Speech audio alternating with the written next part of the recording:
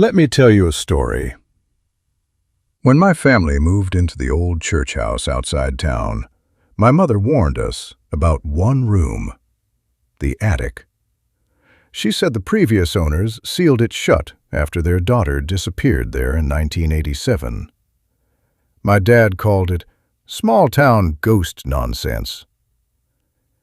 That first week, everything felt normal, until my little sister Lily started singing in her sleep, softly, the same melody every night. At first it sounded harmless, almost beautiful. But then she began waking up with dirt under her fingernails, then scratches on her legs, then bruises shaped like fingers around her wrists. My parents blamed nightmares. I didn't, because every night at exactly 3:11 a.m., I heard footsteps above my ceiling. Slow, dragging, like someone walking barefoot through dust. One night I finally stayed awake long enough to hear it clearly. Footsteps, then humming. The exact same song Lily sang in her sleep. I grabbed my phone and climbed the attic stairs. The door was still nailed shut, but the humming stopped the moment I touched it. Silence. Then, suddenly, a woman's voice whispered directly behind me. "She shouldn't know my song." I turned around, nobody there. But when I looked back at the attic door, tiny, fresh handprints were pressing outward from the inside. The next morning, Lily wouldn't speak.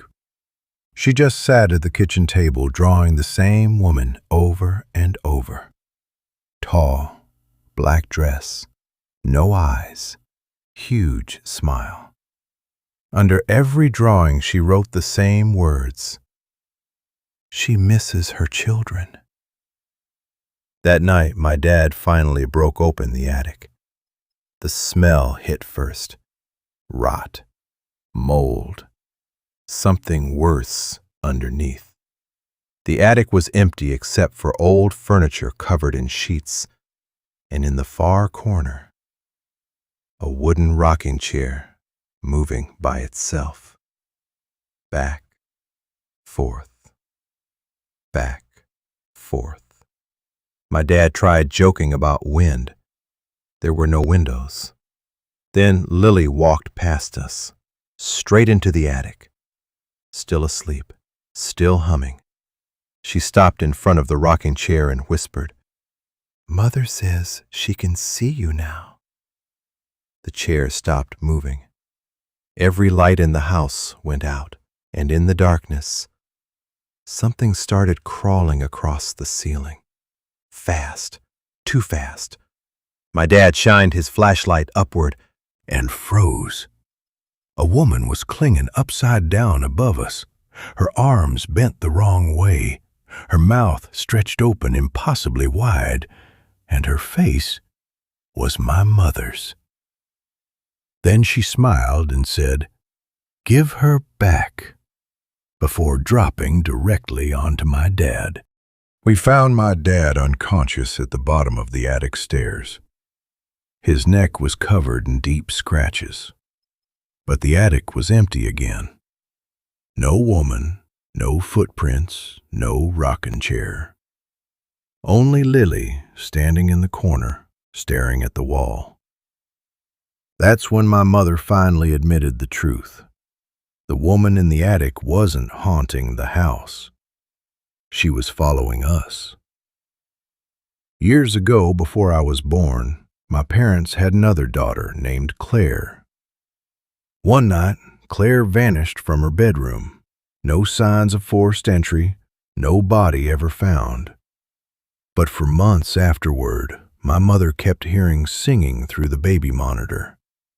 A woman singing lullabies. Then Lily was born, and the singing returned. My mother believed the thing took children slowly. First their voice, then their face, then finally their soul. That night we tried leaving town. We never made it far.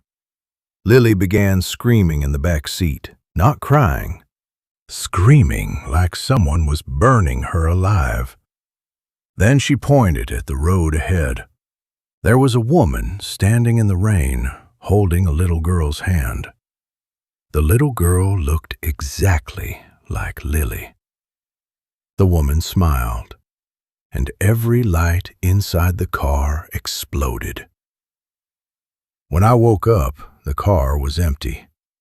No parents, no Lily. Just mud covering the seats. And a child's drawing beside me. A picture of our family standing together.